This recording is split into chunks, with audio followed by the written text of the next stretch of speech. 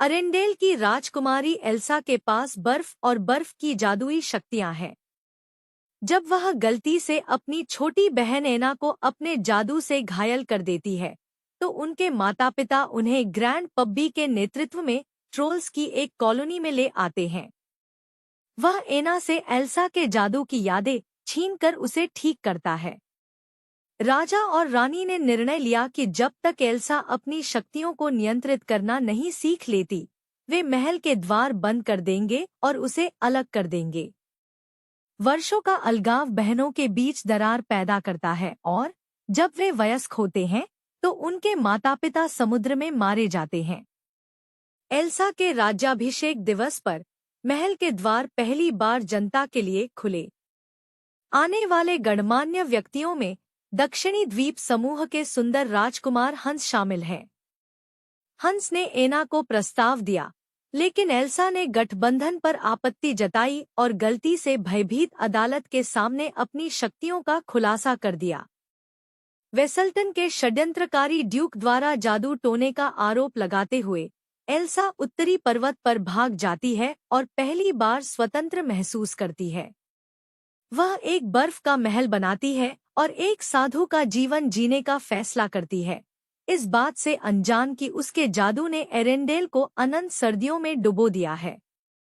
एना हंस को कमान सौंपकर एल्सा को खोजने के लिए निकल पड़ती है।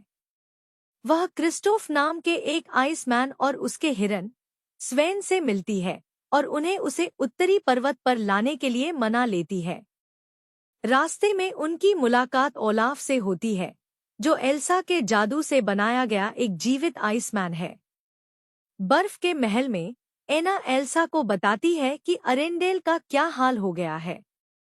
एल्सा के डर के कारण वह एना पर बर्फ से प्रहार करती है, जिससे गलती से उसका दिल जम जाता है।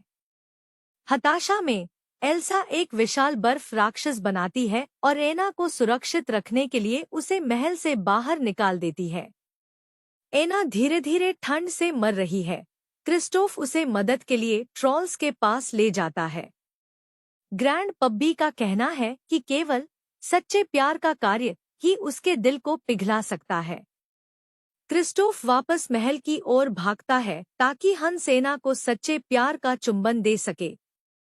इस बीच हंस एल्सा को पकड़ लेता है। एना को चूमने के बजाय वह कहता है कि वह एना से शादी करके और फिर दोनों बहनों की हत्या करके अरेंडेल का शासक बनने की साजिश रच रहा है।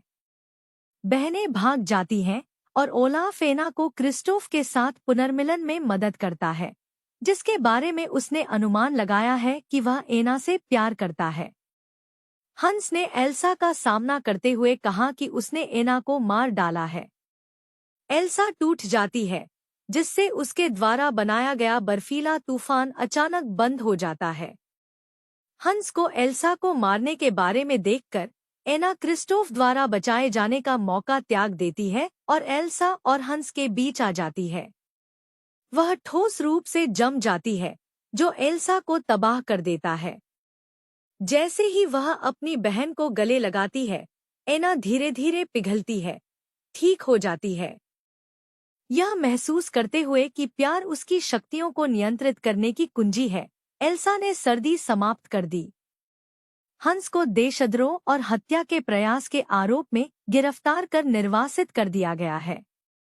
एल्सा क्रिस्टोफ को शाही बर्फ पहुंचाने वाला नियुक्त करती है और वह और एना एक चुंबन साझा करते हैं।